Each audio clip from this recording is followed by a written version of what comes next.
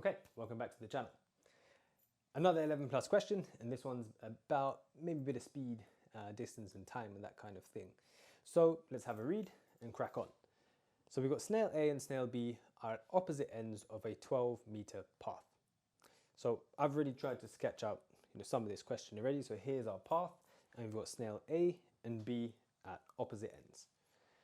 And it says then they start moving towards each other. So snail A is going to move that way, snail B is going to come this way.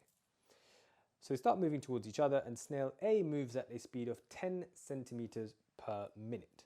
So snail A is traveling that way at 10 centimeters per minute, and snail B moves at a speed of 6 centimeters per minute, so a little bit slower. But snail B is moving this way, and that's at 6 centimeters per minute. Okay, and then what we've got to do is calculate after how long they will meet and how far will each snail have traveled. Okay, well, I think the other thing that we're kind of missing at the moment is we should probably put in the length of the path itself, which was 12 meters. So the whole distance of this path is 12 meters. But because our speeds are in centimeters, what I'm going to do is maybe write this in centimeters as well. So I'll put this also as 1,200 centimeters. Now I think the best way to approach this question is this. Think about what's happening after 1 minute. So after 1 minute.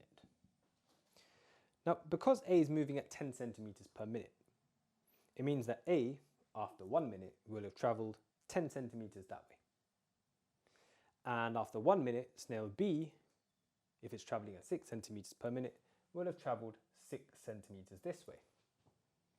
So after 1 minute in total, if A's gone 10 centimeters that way and B's gone 10 centimeters this way, they're clearly getting closer.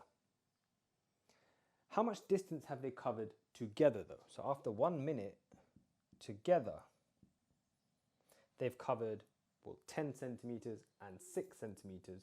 So together they've covered 16 centimeters after 1 minute. Now let's think about what's going to happen maybe after 2 minutes. So after 2 minutes. So after 2 minutes, A will have moved 20 centimeters because it's 10 centimeters per minute. And B will have moved 12 centimeters.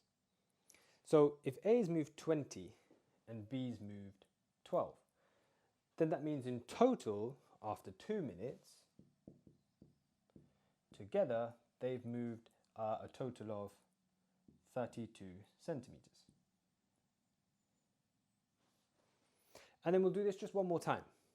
Let's look at what's going to happen after 3 minutes. So after 3 minutes, A will have moved 30 centimeters in this direction, and B will have moved 18 centimeters in this direction. So together, how much distance have they covered? Well, that's 30 and 18. So in total, that's 48 centimeters that they've covered together. So hopefully you can see what's going on here. After each minute, they just cover another 16 centimeters.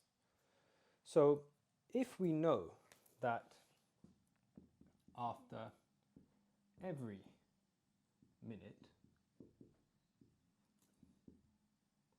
they cover 16 centimeters, what we can do maybe is set up some kind of ratio or equation or something to say this, that for 1 minute they cover 16 centimeters. Now, how long was the path? The path was 1,200 centimeters. So in total, for them to meet, they're going to need to cover 1,200 centimeters.